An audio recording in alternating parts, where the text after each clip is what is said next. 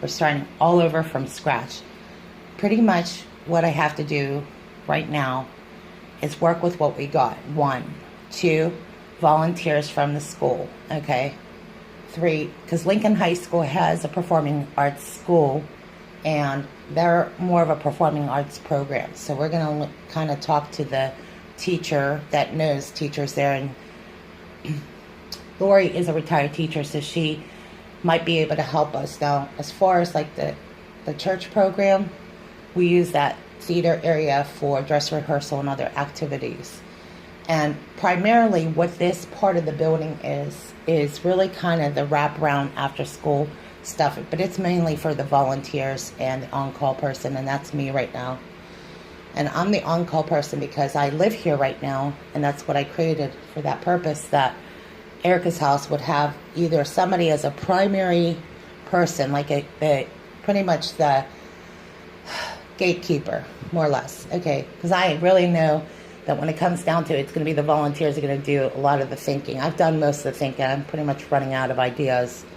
But with the volunteers, they implement the other programs or ideas. And a lot of them are going to come. We're going to come in with a whole bunch of new ideas. We're probably going to scrap a lot of the stuff we've been doing. But as far as cosmetic, talking to the landlord, taking care of the old rent, we're waiting for the state stuff to go through. I've gone approved through some of that already. So that's a start, but we got to get this ready. If we're ever going to have anything, we got to go through inspection. So I'm going to go through this real quick because there's a lot of area to cover. So obviously we know the floors are an issue. We need to paint.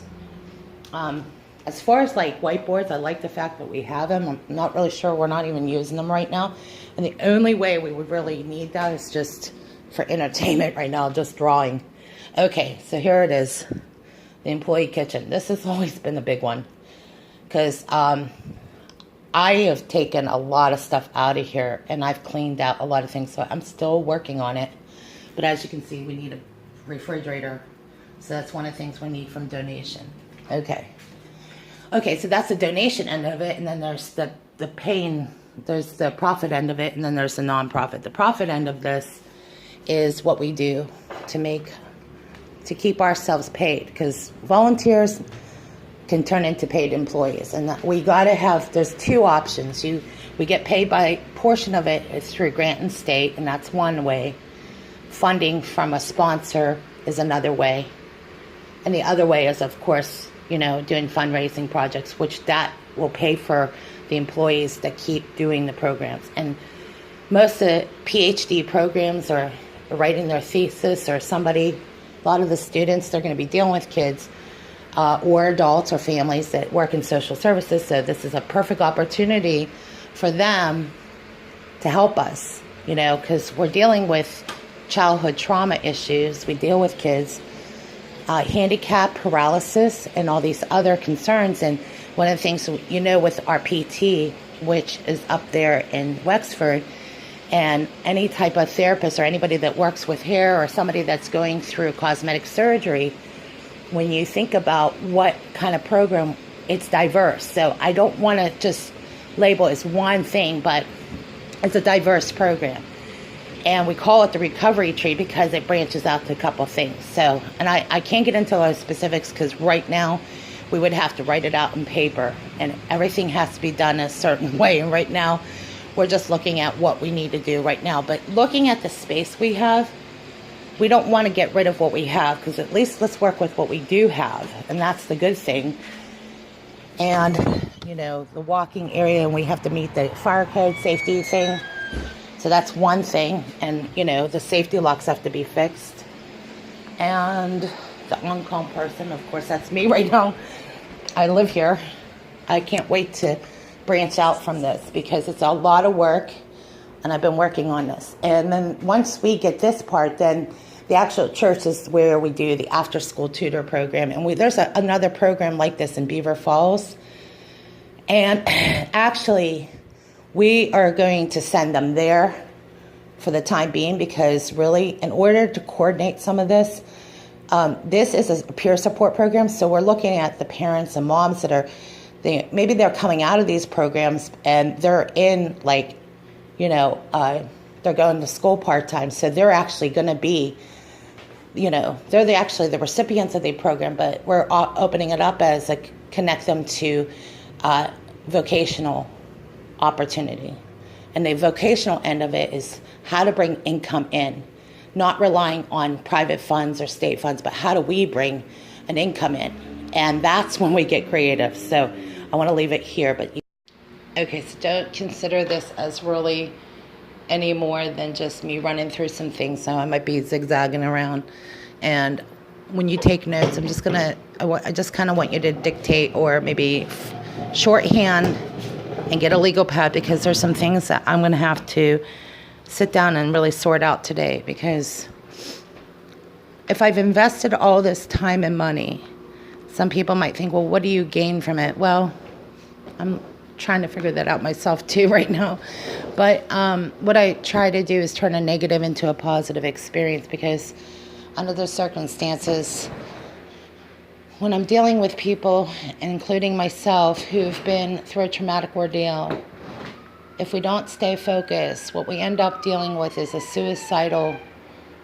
lot of suicidal kids, okay? And what some people miss the point is that social media has had, over a period of time, a long-term effect on people.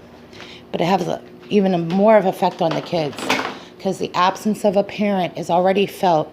Many times when I look at these support programs, what we're trying to do is, well, I know social media has a presence. These kids already are missing their moms and dads, and then when they go home, they're caught up in social media.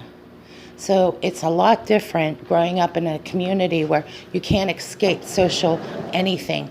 For kids and families, they can't escape it because it's so much, you can't shut the door on it, seems, anymore. And it affects the relationship with your kids. It affects everything, really. Social media has a good side and it has a horrible downside sometimes. But we're trying to make this after school program with I'm not saying social media, it's going to be there, but we want to emphasize on things that can bring families together, family time, theater, like doing open mic, doing things like that. That's fun. And when I say ministry of sound, I say that we have to do frequency therapy, and I'm going to talk to a therapist here today, and I hope that she would either fly in and, maybe help us. And she's good at maybe even her eyes, so she'll be able to see what we need to see, because she's trained to see these things. If I was going into an area, I would be able to pick off certain things, once I take a vacation. But the thing is, when a therapist comes in here, she's going to be looking at what she would want to do here, That's why I'm saying take the notes, because once she does this, all I'm doing is throwing out the heavy stuff out of the way. It's over. As far as I'm concerned, there's too much stress in trying to get this together. We're on a very tight budget and we're not getting the help we need. So it could be the end of this for me. I don't want it to see that happen, but we need that help.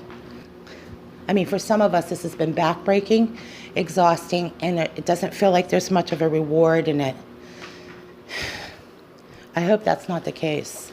I hope that all this time we've invested last year, that we didn't put our friends and family into another awkward situation. And if we did, I apologize. That's not the intention here. There's a lot of other programs that have the options, but what do we do? Where do we go when we need that support? And a support group, a peer support center, a resource center, is really group therapy for those families that are coping with what we're coping with. We almost lost kids over this, okay? So we're really asking you to just be patient with us, because it's, we're dealing with blood pressure issues, we're dealing with health issues we never had before, and it's taking our stress level to a degree where, we need to get back to some kind of healthy routine again. We can't be pulling all-nighters anymore. After a car accident and being in a trauma center back and forth, we need to get our rest. And we need to be able to rotate parents, and parents need a break here, especially when you're dealing with we got 4 kids that were injured here in this car accident. And what I mean is that we got 4 families that are struggling, and including we had another additional loss here, okay? So we got 4 families who have been directly impacted by the car accident that occurred, and that includes Jordan, my nephew. So we need your support. We got 4 families that need that added support.